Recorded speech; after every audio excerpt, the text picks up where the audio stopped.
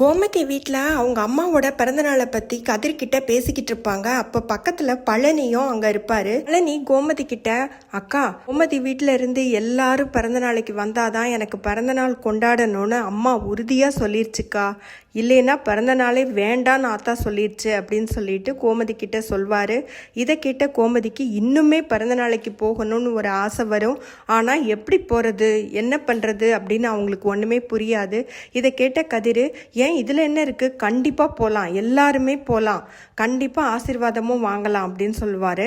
இதை கேட்ட பழனியோட ஒய்ஃபு சுகன்யா என்ன சொல்லுவாங்கன்னா, அது எப்படி முடியும், நம்ம எப்படி போக முடியும் அப்படின்னு சொல்லிட்டு கேட்பாங்க. கதிர் என்ன சொல்வாருன்னா, ஏன் போக முடியாது, கோயில் பொதுவான இடம் தானே, அங்கே வச்சு தானே பிறந்தநாள் கொண்டாடுறாங்க, நம்மளும் கோயிலுக்கு போகிறோம், சாமி கும்பிட்றதுக்காக கோயிலுக்கு போகிறதுல தப்பு ஒன்றும் இல்லையே, அங்கே போயிட்டு அப்படியே அம்மாச்சியை பார்த்துட்டு அம்மாச்சி கிட்ட ஆசீர்வாதம் வாங்கிட்டு வரலாம் அப்படின்னு சொல்லுவார்.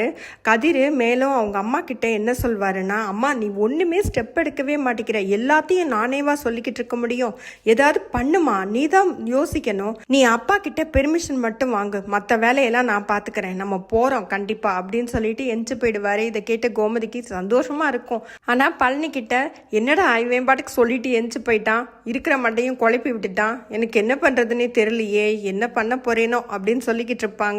அவங்க சொல்லி முடிச்சதும் சுகன்யா வேகமா பக்கத்து வீட்டுக்கு போவாங்க, அதாவது ராஜியோட வீட்டுக்கு. அங்க வடிவும் மாரியும் சாப்பாடுக்கு எடுத்து வச்சுக்கிட்டு இருப்பாங்க. அப்ப அவங்க கிட்ட போயிட்டு, அக்கா அக்கா வேகமா வேகமா வாங்க, அத்தை எங்க அப்படின்னு சொல்லிட்டு உள்ள ஓடுவாங்க.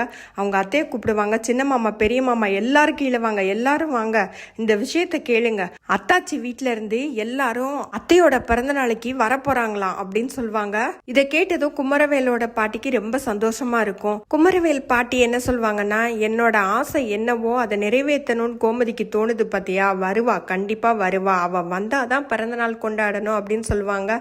சக்தியும் முத்துவேலும் ரொம்பவே முடியவே முடியாது அப்படின்னு சொல்லுவாங்க. சக்திவேல் என்ன சொல்வார்னா, கண்டிப்பா அவங்க வீட்டுல இருந்து வந்தாங்கன்னா அத்தாவோட பிறந்த நாள்னு கூட பார்க்க மாட்டேன், வெட்டி சாச்சிருவேன், அந்த சிண்டு பையெல்லாம் பிளான் பண்றானா, இவன் பிளான் பண்ணி எல்லாரும் வர்றதுக்கா, வரட்டும் பார்த்துக்கலாம் அப்படின்னு சொல்லிட்டு ரொம்ப இதா பேசுவாரு. அவங்க அம்மா என்ன சொல்வாங்கன்னா, நான் கண்டிப்பா கோமதி வீட்டுல இருந்து எல்லாரும் வந்தாதான் நான் வருவேன், இல்லைன்னா ரூமை விட்டு வெளியிலே வரமாட்டேன் அப்படின்னு சொல்லுவாங்க. அவங்க போனதும் சக்திவேலும் முத்துவேலும் என்ன பேசிக்குவாங்கன்னா, அவங்க அம்மாவை எப்படியாவது தூக்கிட்டு போய் உட்கார வச்சாது பிறந்தநாள் கொண்டாடணும், ஊரையே கூப்பிட்டு கொண்டாடணும், இவங்களை மட்டும் கூப்பிடக்கூடாது அப்படின்னு சொல்லிட்டு பேசிக்குவாங்க. முத்துவேலு சக்தி கிட்ட, என்ன சக்தி எல்லாரையும் கூப்பிட்டுட்டியா, எல்லாருக்கும் சொல்லிட்டியா, எல்லாம் தடபுடலா விருந்தெல்லாம் இருக்கணும் அப்படின்னு சொல்லுவாரு. குமரவேல் கிட்ட எல்லாம் ஃபோன் நம்பர்லாம் கொடுத்து யார் யாரை கூப்பிடணும், என்னென்ன அரேஞ்ச் பண்ணணும் எல்லாம் சொல்லிக்கிட்டு இருப்பாங்க. வடிவு கூட சொல்லி பார்ப்பாங்க, அது கோயில் தானங்க, அவங்கள வர வேண்டான்னு சொல்லிட்டு நம்ம ஏன் தடுக்கணும், அவங்களும் வரட்டுமே, கோயிலுக்கு வர்றதில்ல நம்ம தடுக்க முடியாதுல்ல அப்படின்னு சொல்லுவாங்க. அதெல்லாம் சக்திவேலும் முத்துவேலும் ஒத்துக்கவே மாட்டாங்க. மீனா ஆஃபீஸ்ல இருந்து கிளம்புறதுக்கு லேட் ஆயிடும், அதனால செந்தில வர சொல்லியிருப்பாங்க. செந்தில் கிட்ட பைக் இல்லை, அதனால அவர் ஆட்டோல தான் வருவாரு. கொஞ்சம் டிராஃபிக்கா இருந்தது, ரோடெல்லாம் சரியில்லை, அதனால லேட் ஆயிடுச்சு மீனா அப்படின்னு சொல்லுவாரு. அவர் சொல்றதுக்குள்ள காதுலயே வாங்க மாட்டாங்க. மீனா ஆட்டோல ஏறி உட்காந்துருவாங்க. ரெண்டு பேரும் வீட்டுக்கு போனதும் மீனா வீட்டுக்கு திறந்துட்டு, என்னங்க என்னென்ன பொருளோ வந்திருக்கு, சோஃபா டிவி அது இதுன்னு வந்திருக்கு அப்படின்னு சொல்லி கேட்பாங்க. எல்லாமே அந்த 10 லட்சம் ரூபாயில தான் வாங்கினீங்களா, மிச்சம் வச்சிருக்கீங்களா இல்லையா அப்படின்னு சொல்லிட்டு கேட்பாங்க.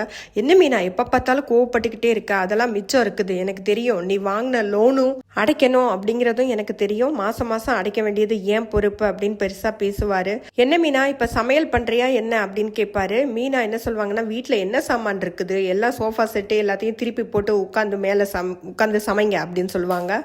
அவங்களுக்கு ரொம்ப கோவமாக இருக்கும், அதனால பெட்ஷீட்டை விரித்து உள்ளே உட்காந்துருவாங்க ரூமுக்குள்ளே. செந்தில் என்ன கேட்பாருன்னா, நைட்டுக்கு சாப்பாடு வாங்கிட்டு வர்றேன், அல்லது ஹோட்டலுக்கு போய் 2 பேரும் சாப்பிட்லாம் அப்படின்னு சொல்லுவார். மீனா பதிலே சொல்ல மாட்டாங்க. அதுக்கப்புறம் இந்த நேரத்தில் கோமதி மீனாவுக்கு ஃபோன் பண்ணுவாங்க. மீனாவும் ரொம்ப சந்தோஷப்படுவாங்க. நான் இப்போ தான் அத்தை உங்களை நினச்சிக்கிட்டு இருந்தேன் அப்படின்னு சொல்லுவாங்க. கோமதியும், டெய்லி வாடகை காலையில் வந்துரு, நீ சாப்பாடு செஞ்சு வைக்கிறேன், இல்லை 2 பேருக்கும் சாப்பாடு எடுத்துகிட்டு போ, வேலை முடிச்சுட்டு வரும்போது சாப்பிட்டுட்டு சாப்பாடு எடுத்துகிட்டு போ செந்திலுக்கும் அப்படின்னு சொல்லுவாங்க. மீனா அவங்க அத்தை கிட்ட, ஐ மிஸ் யூ அத்தை, உங்களை ரொம்ப மிஸ் பண்ணுறேன் அப்படின்னு சொல்லுவாங்க. அவ்வளோதான், இன்னைக்கு எபிசோடு இதோட முடிஞ்சது.